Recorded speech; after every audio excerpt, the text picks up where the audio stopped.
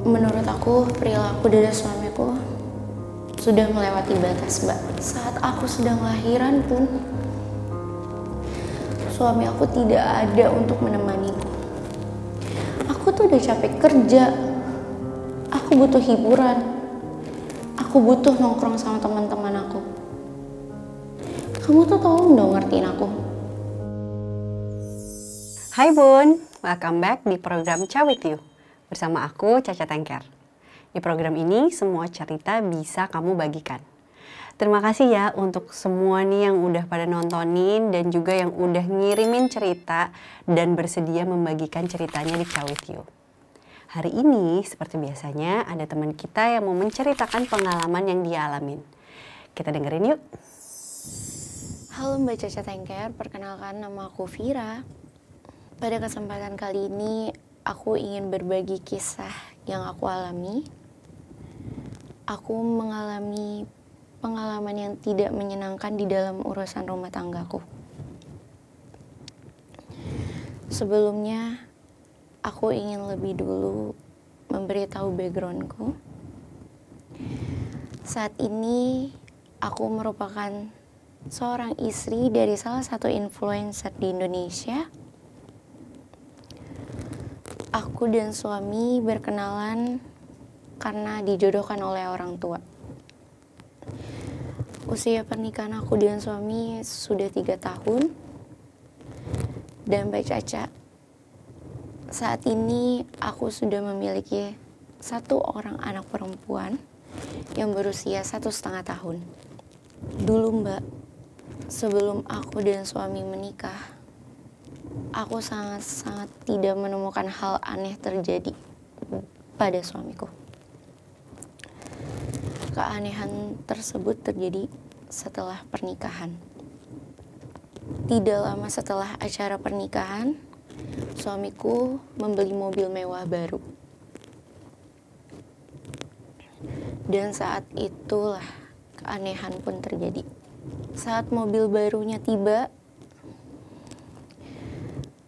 ia langsung foto dan memposting foto tersebut untuk dibagikan ke grup WhatsApp keluarga besarku, keluarga besar suamiku, ke teman-temannya, di-upload di Instagram. Bahkan dia juga menyuruhku untuk mengupload di Instagram pribadiku. Saat itu, aku langsung mengingatkan suamiku untuk tidak terlalu di-share kemana-mana. Tapi justru dia malah marah. Menurut aku, perilaku dari suamiku sudah melewati batas, Mbak. Suamiku ini haus akan pujian. Dia butuh validasi dari orang-orang atas pencapaiannya. Dan menurutku, itu termasuk perilaku aneh dari suamiku.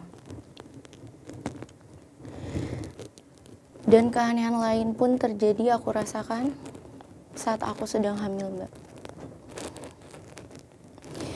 Aku meminta suamiku untuk menemaniku cek USG kehamilan.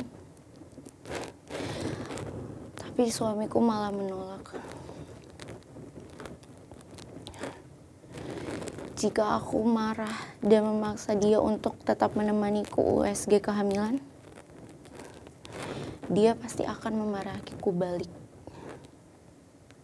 dengan berkata, "Aku tuh udah capek kerja. Aku butuh hiburan. Aku butuh nongkrong sama teman-teman aku. Kamu tuh tolong dong ngertiin aku." Tentu saja aku sedih, Mbak.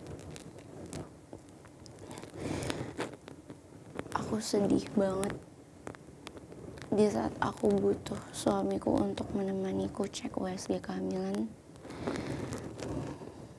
Tapi justru dia lebih mementingkan kebahagiaannya sendiri. Bahkan bukan itu aja, Mbak. Saat aku sedang lahiran pun, suami aku tidak ada untuk menemaniku. dia lebih milih untuk mengantar kakeknya jalan-jalan ke mall daripada menemani istrinya lahiran. Sebagai seorang istri, hatiku benar-benar hancur, Mbak.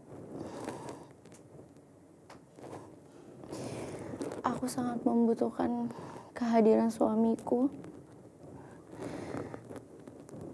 tapi dia tidak ada untuk menemaniku.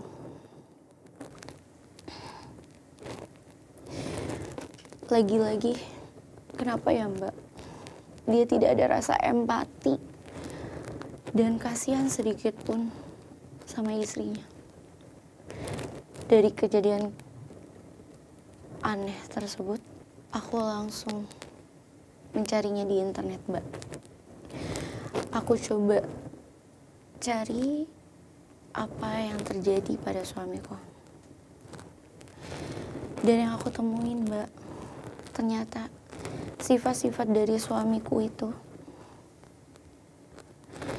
termasuk ciri-ciri seseorang yang memiliki gangguan NPD atau Narcissistic Personality Disorder. Aku benar-benar shock, Mbak Caca. Aku shock banget. Selama ini aku menikah dengan suami yang memiliki gangguan NPD.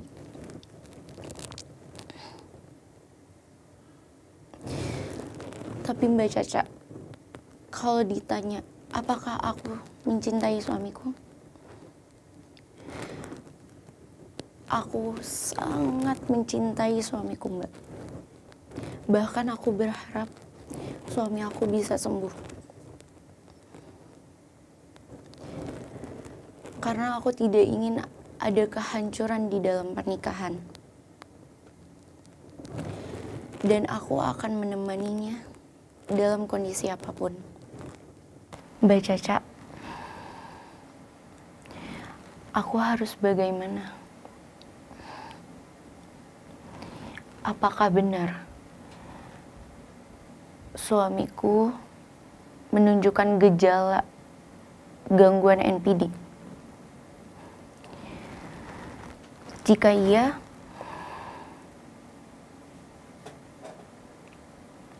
aku harus bagaimana, Mbak? Karena terkadang aku merasa nggak sanggup.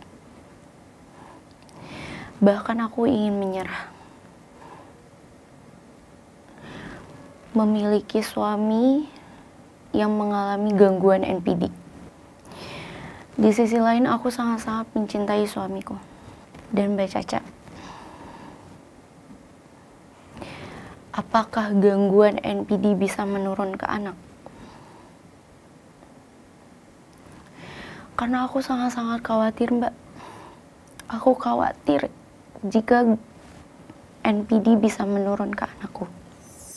Hai Vira, terima kasih ya udah mau sharing di Ciao With You. Mungkin dari cerita yang kamu bagikan, ada beberapa teman-teman di sini yang pada nonton dan bisa merasakan hal yang sama, jadi ngerasa nggak sendirian. Tadi ada beberapa pertanyaan dari kamu, tapi juga ada cerita kenapanya kamu bertanya seperti itu. Pertama-tama, aku mau bilang kalau yang kamu lewatin memang gak gampang. Kamu merasa mungkin kebutuhan kamu untuk diperhatikan, untuk diutamakan, itu terabaikan sama suami kamu. Padahal tadinya dipikir menikah itu bikin kita jadi merasa terpenuhi kebutuhan disayanginya, dicintainya. Tapi kok ternyata pasangan kita punya banyak prioritas lain yang bukan kita. Dan itu rasanya menyakitkan. Kalau ngomongin soal Narcissistic Personality Disorder, yang artinya adalah gangguan kepribadian narsisistik, itu memang kategori gangguan mental yang perlu diperiksa langsung oleh ahlinya, seperti psikolog atau psikiater. Kadang-kadang ketika kita lagi merasa berat, kita lagi nggak tahu harus gimana, kita mencari informasi ke sumber-sumber yang belum tentu bisa dipertanggungjawabkan. Sumber-sumber yang ada di internet seringkali valid dan reliable. Tapi untuk mendiagnosa seseorang butuh keahlian khusus yang tidak bisa hanya dari ciri-ciri yang kita lihat di internet. Bahayanya apa? Bahayanya ketika kita sudah mendiagnosa orang tersebut dengan satu gangguan yang belum tentu bisa dipastikan oleh ahlinya, kita jadi mencari ciri-cirinya yang menurut kita pantas untuk orang itu padahal belum tentu. Memang saya bisa mendengar kalau kamu tuh merasa suami kamu mementingkan dirinya sendiri dibandingkan kamu. Tapi narcissistic personality disorder itu lebih besar daripada itu. Dan perlu banget pendampingan psikologis. Walaupun jarang orang dengan narcissistic personality disorder yang menyadari bahwa dia memiliki gangguan tersebut dan meminta bantuan. Tapi kembali lagi, untuk menegakkan diagnosis ini perlu penanganan yang lebih dalam dan juga evaluasi yang lebih dalam oleh ahlinya, yaitu psikolog atau psikiater. Memang berat tidak dimengerti sama pasangan kita. Memang berat rasanya kalau pasangan kita mendahulukan teman-temannya atau keluarganya, padahal kita lagi membutuhkan sekali kasih sayang dari pasangan kita. Rasanya nggak enak banget. Rasanya seperti nggak terima. Kenapa saya yang udah mengutamakan keluarga, tapi kamu tidak mengutamakan saya? Itu yang jadi berat. Disitulah pentingnya komunikasi bersama pasangan secara sehat. Di situ yang kadang terasa berat. Karena kita merasa bahwa seharusnya suami itu bisa memenuhi semua kebutuhan kita, kasih sayang, keuangan, dan lain-lainnya. Tapi ternyata ada nih yang kita merasa terabaikan. Kembali lagi, yang bisa kita kendalikan adalah diri kita sendiri. Bisa nggak ya suami kita rubah jadi apa yang kita harapkan? Akan sulit sekali. Sama seperti apakah kita bisa menjadi sosok istri yang 100% sesuai sama yang suami harapkan? Rasanya sulit ya. Yang bisa kita lakukan adalah bagaimana kita meregulasi diri kita sendiri ketika kita tidak mendapatkan apa yang kita harapkan, dan bagaimana menyampaikan harapan kita agar pasangan kita juga memahami kebutuhan kita. Ada kalanya ketika kita lagi merasa berat, kita lagi merasa kelelahan, kita lagi merasa kesakitan, kita juga sulit mengutarakan dengan baik apa yang kita butuhkan.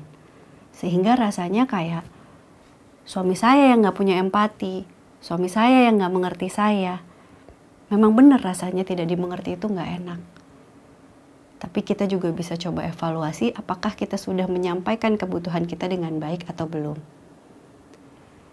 Ketika kamu merasa yang kamu lewati sudah begitu berat, jangan lupa juga untuk cari support system atau dukungan atau sistem dukungan sekitar kamu yang bikin kamu merasa aman dan nyaman.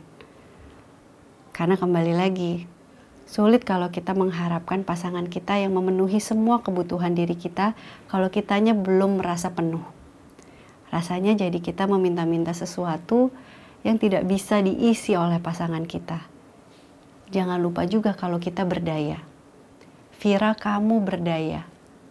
Kamu juga bisa mengisi kebutuhan kamu sendiri. Dan kamu juga bisa menetapkan batasan. Perilaku apa yang bisa kamu tolerir dari pasangan kamu, dan perilaku apa yang tidak bisa. Dan kamu perlu sampaikan itu ke pasangan kamu. Tujuannya, biar pasangan juga lebih memahami nih, yang kamu butuhkan apa, yang kamu gak suka apa.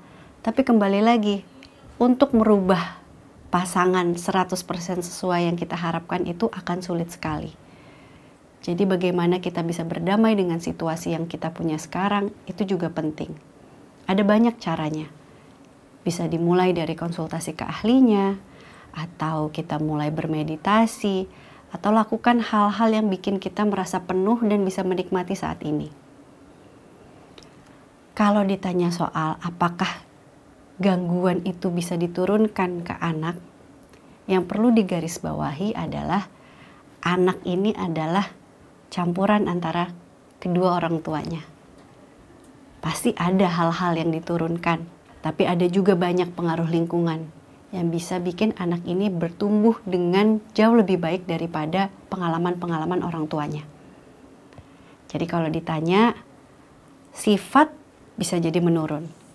Tapi apakah pasti akan menjadi gangguan atau pasti akan menjadi sesuatu yang negatif pada anak masa depannya?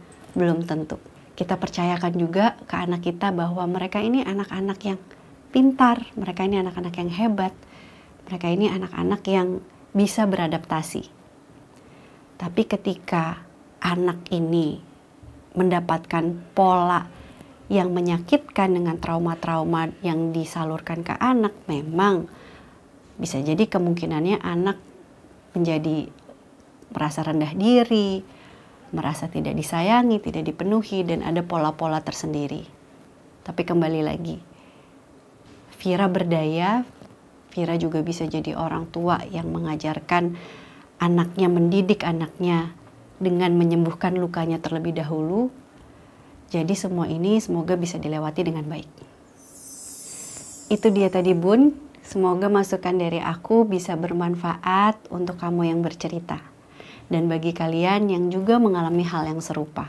Bun, perjuanganmu melewati masa sulit menyiapkan kekuatan yang kamu butuhkan pada tahapan kehidupan berikutnya. Karena aku yakin setelah masa sulit, kita juga bisa menikmati masa-masa indah selanjutnya. Aku Caca Tengker, sampai ketemu di Ciao With You selanjutnya.